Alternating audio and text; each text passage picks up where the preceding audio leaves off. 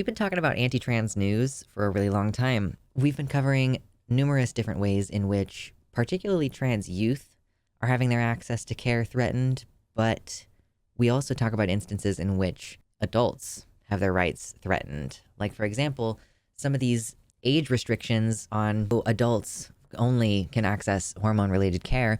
Sometimes the restrictions they set are, if you're not 21, you can't get it. Or sometimes they try to say, oh, if you're not 26, you can't get it.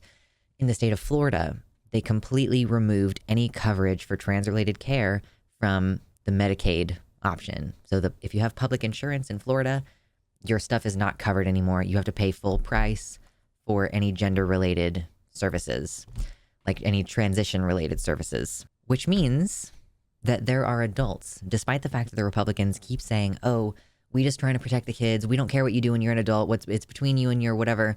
We don't care.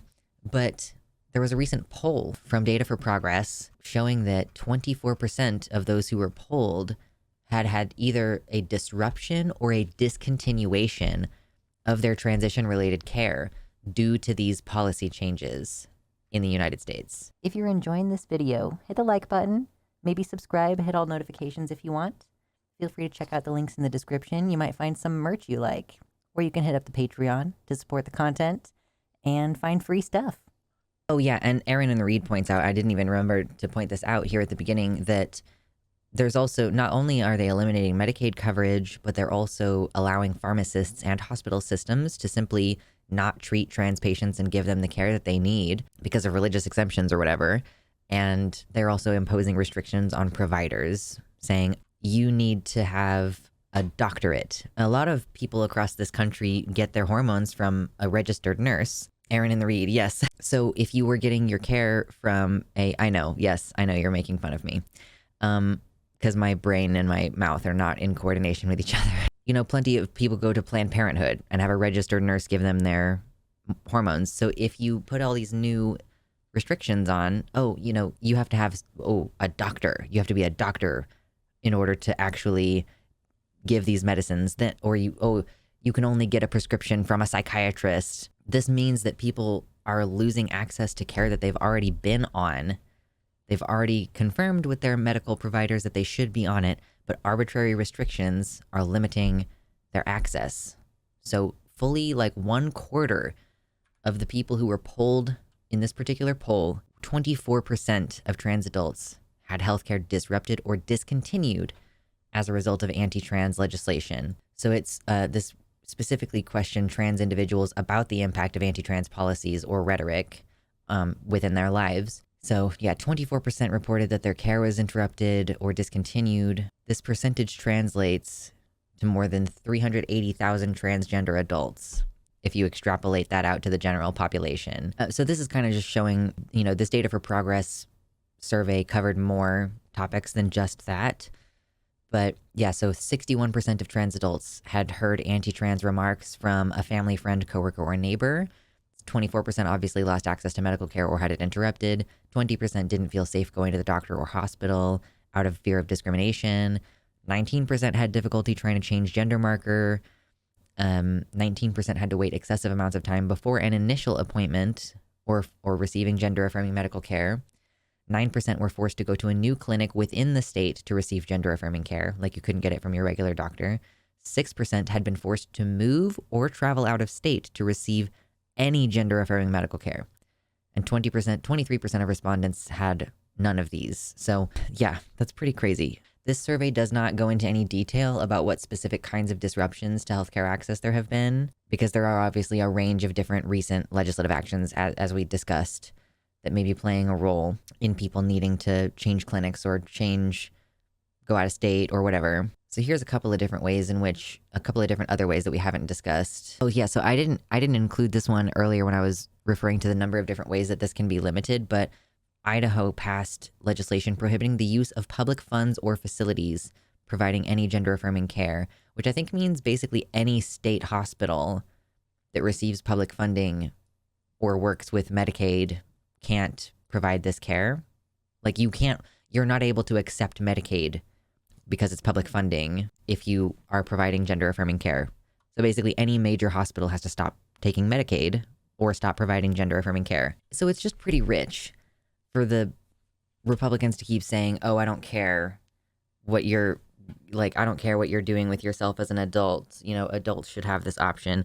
And, we know that we've seen leaks where they share their intentions, which their true intentions are to completely eliminate all trans care, even for adults, because they don't think that anybody should be trans.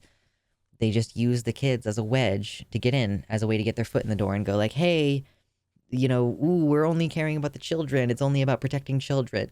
No, you're just lying. Because if you weren't trying to affect adult care, then why are 24% of adults reporting that their care was interrupted? Yeah, it's the end game. Absolutely. Exactly. It's just like how they figured out 1,000,001 ways to ban abortion without outright banning abortion before Roe was actually overturned.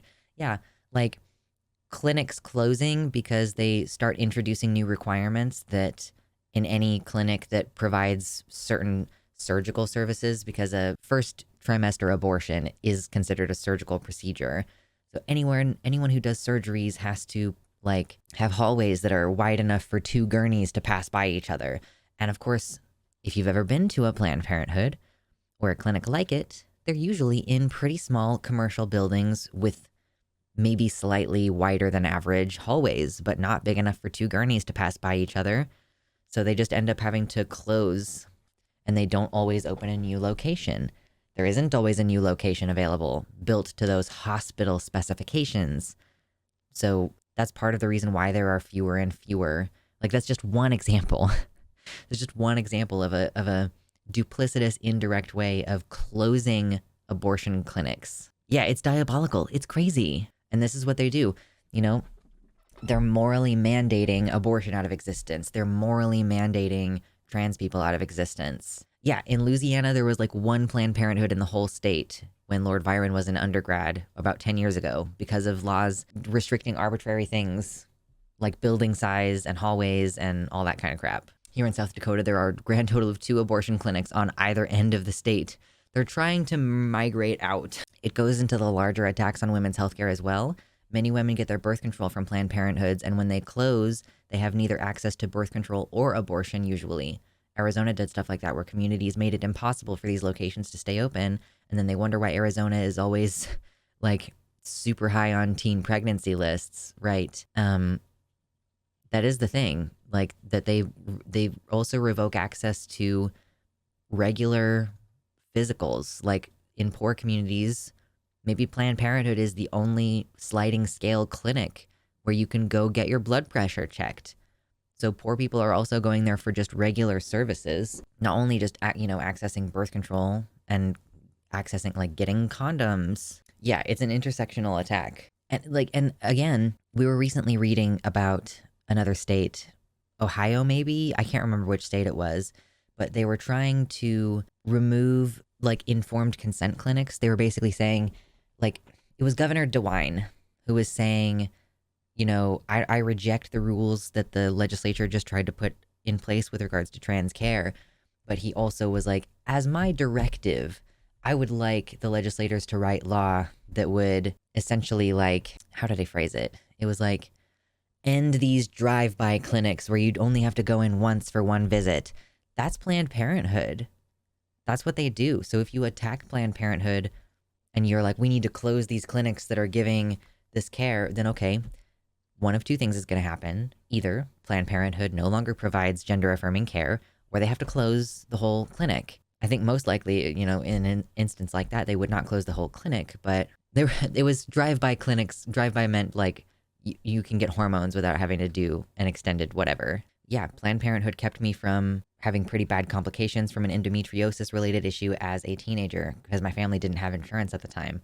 Yeah, you could have severe organ damage potentially from endometriosis, and Planned Parenthood are the only people who can help you. Yeah, regular UTIs because my GP wasn't responding fast enough, going to Planned Parenthood. Yeah, attacking trans people as a way to undermine women's rights indirectly. And then cis women are cheering it on, not realizing that it's going to negatively impact them. So yeah, anytime they disingenuously say, oh, we're just doing this to protect the children, point out that 24%, possibly over 300,000 transgender adults in America have either had interrupted or discontinued medical care. Some percentage of those people, still to this day, as of the publication of this survey, are not on the medicine that their doctors told them they should be on because of public policy changing. Much love to my patrons, especially Tiago Nascimento, Mersh Rolvog, Michelle Frateroli, Amanda B., Wellington Marcus, Michelle Winter, Danielle McDonald, DZXN, Suzanne Maynard, Spooky Heather Sylvia, Jamie Jam, Pasnell Infinity, Nova, Sojo, Elizabeth Bartell, Ella V. Nobody, Kevin Young, Sarah A., Athiet, Celeste, Desi Quiche, Liam Hodgson, and Mr. Atheist.